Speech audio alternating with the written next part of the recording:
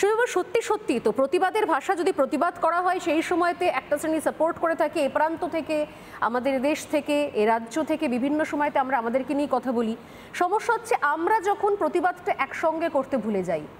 যদি স্বৈরাচারের বিরুদ্ধে ছাত্র আন্দোলনের হয়ে কথা বলি, তার হয়ে স্বৈরাচারের বিরুদ্ধে প্রতিবাদ করি, তাহলে লাগাতার ভাঙচুর, সংস্কৃতি ধ্বংস, তার প্রতিবাদ কেন একই রকমভাবে করা হলো না?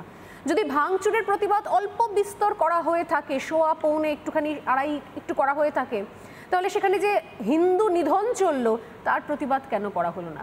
প্রতিবাদ যদি হয় তাহলে তো সব ক্ষেত্রে একই রকম প্রতিবাদের ভাষা হবে, পাল্টে যায় কি করে? দেখুন, প্রথমেই রুদ্রনীলবাবু যে শব্দ শুরু করেছিলেন, আমি অনেকটাই অংশে একমত।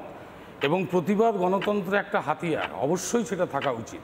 কিন্তু প্রতিবাদের নাম করে একটা মৌলবাদ, আসলে মৌলবাদ কোনো দেশ বা সীমান্তে সীমাবদ্ধ থাকে না, সেটা একটা ব্যাধির আকার যখন নেয়, তা কিন্তু সমস্ত মানুষকে, অর্থাৎ শুধু বাংলাদেশ নয়, তার পার্শ্ববর্তী দেশ, তার অন্যান্য দেশে সেটাও ছড়িয়ে পড়তে পারে।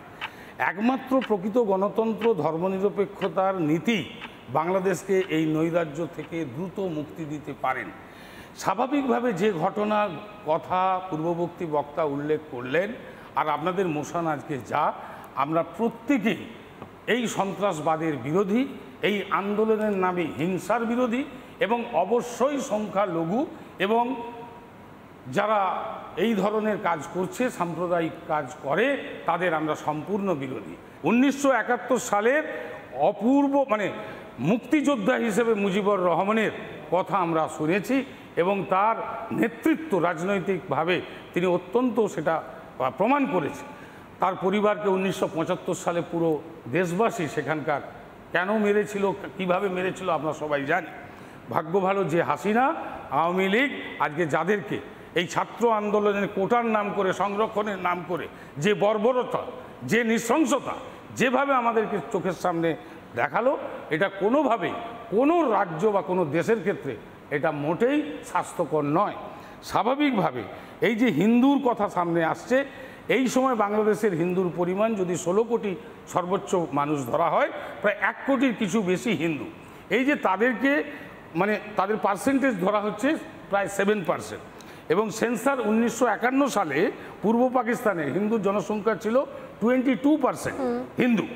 1974 সালে 14% টিকে ছিল। কিন্তু অদ্ভুতভাবে পাকিস্তানের হিন্দুদের সংখ্যা 2.41%, এটা জানা দরকার।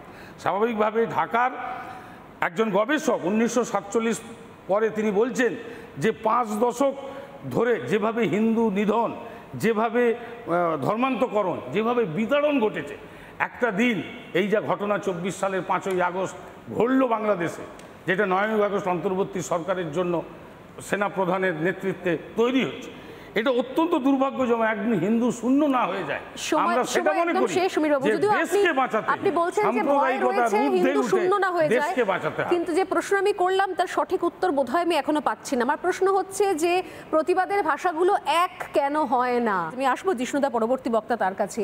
যখন বই পড়ে, বাদ্যযন্ত্র পড়ে, তখন সেই প্রতিবাদের ভাষা দেখতে পাওয়া যায় না, বা তাও অল্প বিস্তর যখন দেখতে পাওয়া যায় মূর্তি ভাঙার ক্ষেত্রে।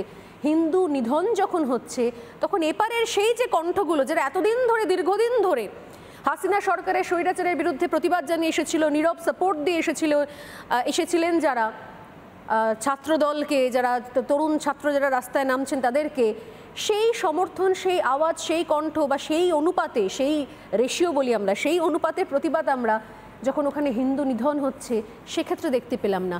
আপনি যে প্রশ্নটা করেছেন সেটা আজকের নিরিখে অত্যন্ত গুরুত্বপূর্ণ, এবং এই প্রশ্নের উত্তর বাংলাদেশে সাম্প্রতিককালে যে আন্দোলন তার পরে হয়েছে, তথাকথিত স্বাধীনতার পরে যে আন্দোলন হয়েছে, যেখানে অত্যাচারিত হিন্দুরা এক এক জায়গায় লক্ষ লক্ষ মানুষের জমায়েত করেছেন, লক্ষ লক্ষ মানুষ সমবেত হয়ে তাদের বাঁচার জন্য প্রতিবাদ করেছেন, সেখানে যে স্লোগানগুলো উঠেছে তার থেকে পরিষ্কার। স্লোগান উঠেছে কথায় কথায় বাংলা ছাড়, দেশটা কি তোর বাপদাদার। স্লোগান উঠেছে বুদ্ধিজীবীর গালে গালে, জুতো মারো তালে তালে। দুটো স্লোগানেই যদি আপনি সৌজন্য বলেন, শিষ্টাচার বলেন, হয়তো শিষ্টাচারের যে পরাকাষ্ঠা সেটা উত্তীর্ণ হয়নি। কিন্তু এইটাই বাংলাদেশের নিপীড়িত মানুষের ভাষা। এবং আপনি যে কথা বলছেন, যেসব মানুষ তথাকথিত বুদ্ধিজীবী তারা মুখোশ পরে এইরকম প্রতিবাদ করেন সময়ে সময়ে, ইসরায়েলের জন্য, গাজা স্ট্রিপের জন্য তারা প্রতিবাদ করেন, প্যালেস্টাইনের জন্য, কিন্তু একই ভাষায় কথা বলছেন।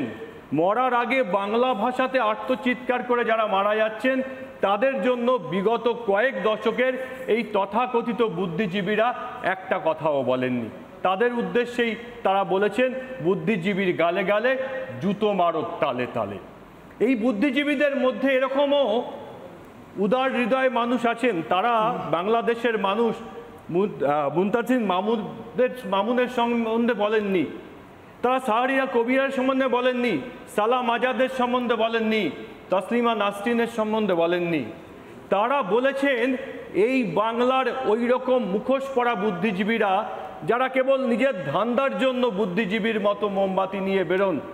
তাই এই যে মুখোশ পরে বুদ্ধিজীবী সেজে তারা প্রতিবাদের নাটক করা, আর নিজেদের যেমন কিছুদিন আগে 2021 সালে ভোটের আগে বলেছিলেন আমরা অন্য কোথাও যাব না। লক্ষ্য করেছেন এই যে নৃশংসতম ঘটনাটা আরজি করে ঘটেছে, সেই যেসব মুখগুলো দেখাতে এসছিলেন আমরা অন্য কোথাও যাব না, একটা মুখকে প্রতিবাদ করতে দেখেছেন? কারণ তারা জানেন এই প্রতিবাদ করলে তাদের রুটি শেখা হবে না, তাদের যে রুটি শেখার জন্য তারা প্রতিবাদ করেন সে রুটি শেখা হবে না। তার জন্য আজকে সময় এসেছে এই ধরনের তথাকথিত বুদ্ধিজীবী যাদের বিরুদ্ধে বাংলাদেশের সাধারণ মানুষ, নিপীড়িত মানুষ তার প্রতিবাদ করেছেন, সেই সব বুদ্ধিজীবীদের মুখোশ খুলে দেওয়া এবং বুঝিয়ে দেওয়া যে সাধারণ মানুষ নিজের প্রতিবাদ নিজে করতে রাস্তায় নামবে। যে বেশ কিছু দর্শকরা আমাদের সঙ্গে রয়েছেন যারা ভীষণ রকম নিয়মিতভাবে কথা হোক দেখেন, যারা নিজেরা পড়াশোনা করছেন, প্রতি মুহূর্তে তাদের গুরুত্বপূর্ণ বক্তব্য, তাদের ক্ষুরধার লেখনী বারবার আমাদের সামনে চলে আসে, সেরকম চারজন আমাদের সঙ্গে রয়েছেন। দিগন্ত চক্রবর্তী, দীপঙ্কর দাস, সৌরভ মিশ্র, রূপসা সিনহা। এই চারজনের কাছ থেকে প্রশ্নোত্তর নেব আমি। আপনারা তৈরি থাকুন, আপনাদের কাছে আসছি। কে কি করছে তার পরিচয় দেব, তবে তার আগে পিডিএস নেতা, বর্ষিয়ান রাজনীতিবিদ, আমি তার কাছে আসবো সমীর পুততুণ্ড। সমীরবাবু, সত্যি কি মনে হয় না দ্বিচারিতা? বাংলাদেশে যে প্রতিক্রিয়া সাধারণ মানুষের, বিশেষ করে ছাত্রদের সামনে রেখে আমরা দেখলাম,